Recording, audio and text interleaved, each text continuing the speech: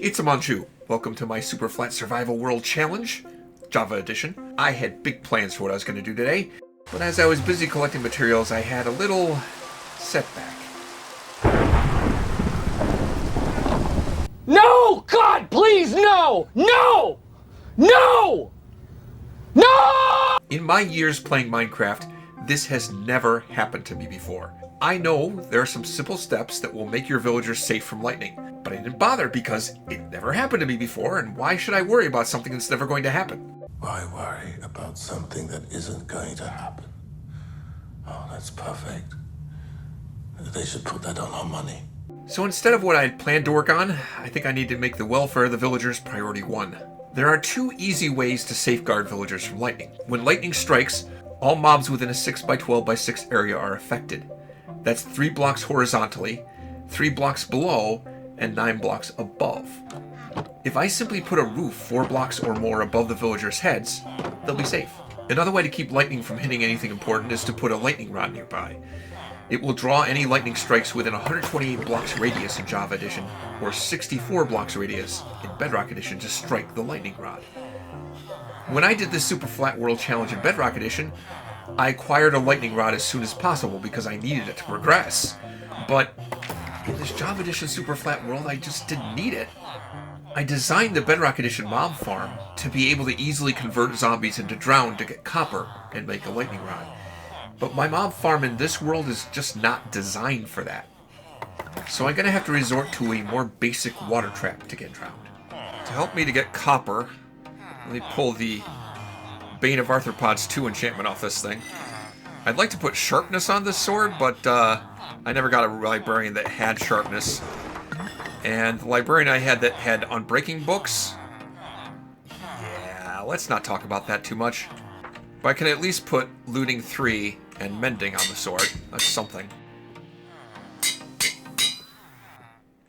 Alright, that's good. I was thinking about building a safety area around world spawn, just in case I ended up there at some point. And I never got around to doing that, but what I did do is dig a tunnel that leads from inside the village walls all the way over to where the bonus chest is. I think what I'm going to do is make a simple water trap to capture zombies in. And then I can convert them into drowned in the water trap, and with my looting 3 sword, hopefully I'll get the copper quickly.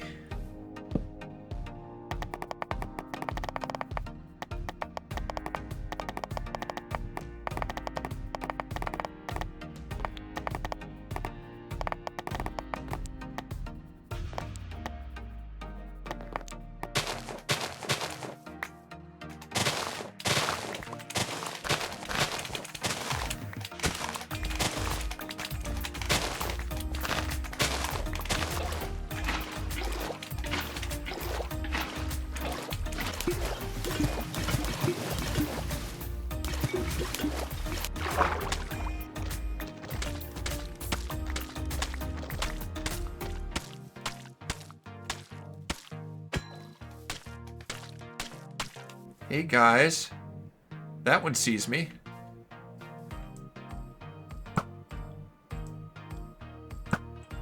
Only that one sees me.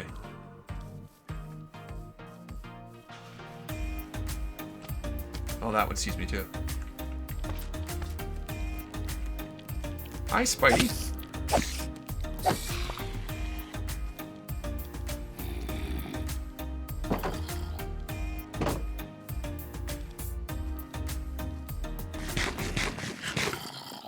Creeper!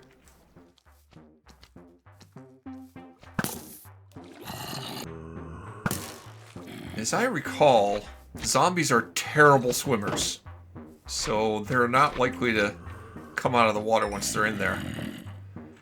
They should convert into drowned, eventually. Right? You're gonna convert into drowned? You are converting into drowned, right? Yeah, there we go. Now, once they're drowned, they should come right out of the water, I think.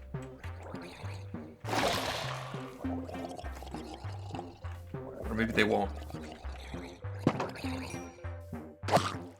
Hey, Mr. Drowned. Have any copper for me? Eh. The odds are not high.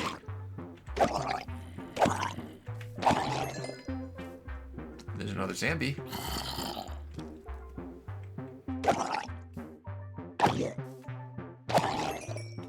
I'm not seeing any... Wait, oh, is that a copper ingot down there? I believe it is. I gotta wait for this zombie to convert, and then I'll get that. Do I need 2 copper ingots or 3? I think I need 3 to make a... Yeah, I need 3 to make a lightning rod. Okay, that guy's converting. I can see him shivering. There he goes. Yeah, in Bedrock Edition, I don't know if this is intentional or a bug, but in Bedrock Edition, when zombies convert to drowned, they drop any armor that they're carrying. And it actually, and I think it is a bug, that they drop at full strength.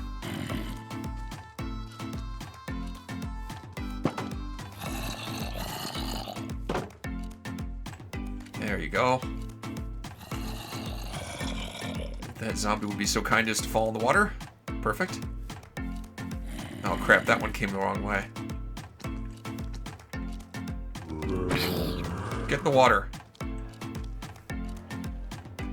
Sun's coming up.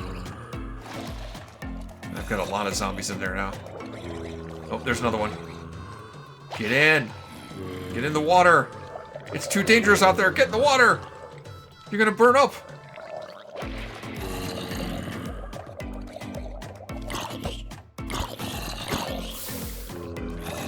There, I saved him. Just wait a few minutes for all of the zombies to convert.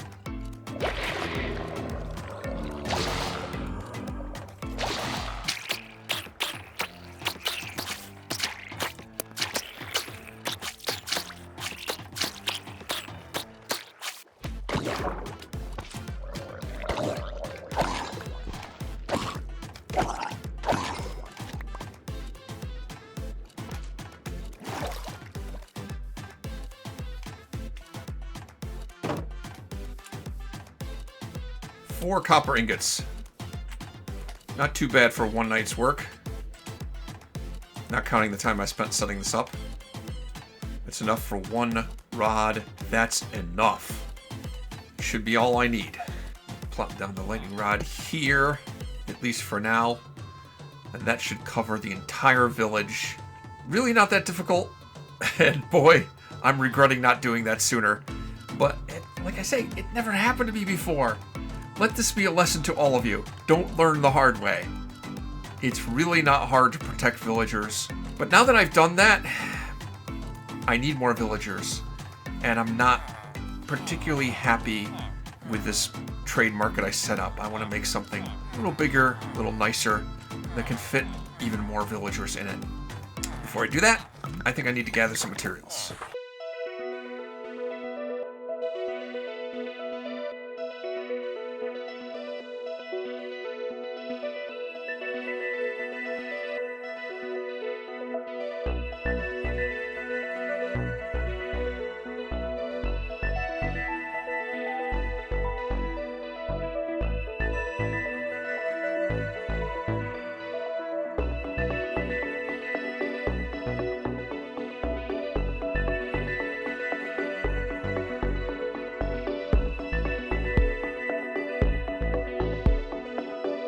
So I spent some time gathering crimson wood and cherry blossom tree logs.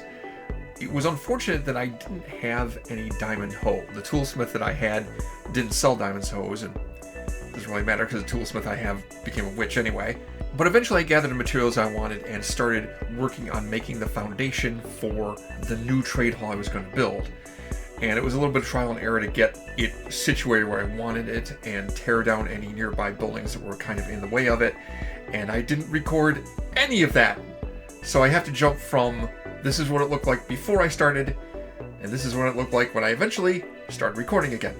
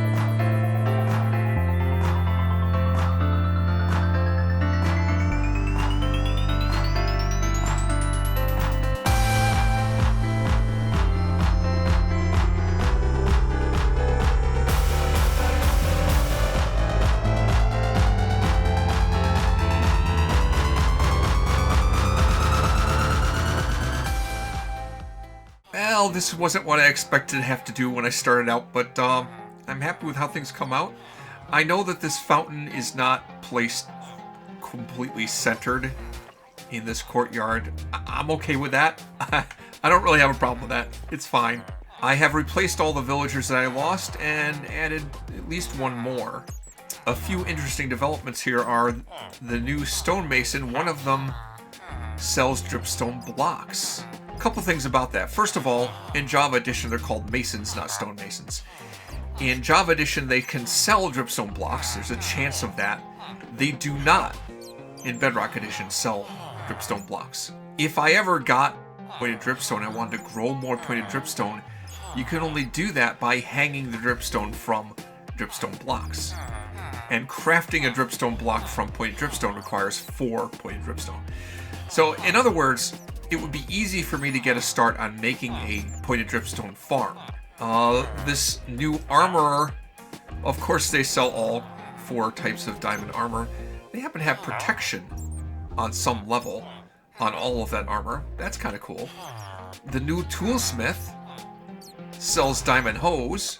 Kind of wish I could have had a diamond hoe when I was trying to cut down all those netherwort blocks from the crimson trees, or fungus, or whatever you call them. And even though I don't have a villager that sells unbreaking books, the toolsmith sells axes and picks that have unbreaking 2 to start with, so that'll work out okay. I could probably live without unbreaking. But I did get a new librarian that sells sharpness 2 books, so that's good. I'll be able to put sharpness on my sword. Moved all my storage into this corner, which is nice. It's a little better organized than it was. And one other thing, I don't know why this is happening. It may have to do with the walls that I've put up here, that the villagers are trying to jump up over the walls and they can't quite make it. But for whatever reason, they just like to hop up and down. It's like they're having a dance party in here. It's weird behavior, but it's kind of fun. It makes me feel not quite so bad about locking these villagers away in a tiny little cubicle for the rest of their existence, only living to serve me by selling me stuff and buying stuff from me. Because they seem to be bouncing around and have a good time and be happy. That's good, right? Okay, so maybe I'm engaging in slave labor practices, but they're happy slaves, right? Right? Please don't cancel me. But next time I hope to get back on track. I have a few quality of life improvements to make now that I've had some visits from the Wandering Trader. And I can, while I'm doing those, point out more parity differences between Bedrock and Java. Next time on Amon chooses Super Flat Survival World, Java Edition.